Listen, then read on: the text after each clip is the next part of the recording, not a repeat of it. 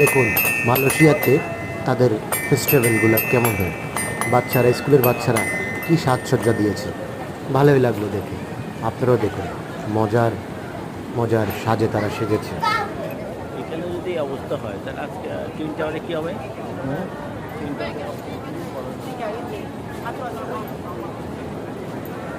কিন্তু আরে রবিবার না, তো বেশি হবে।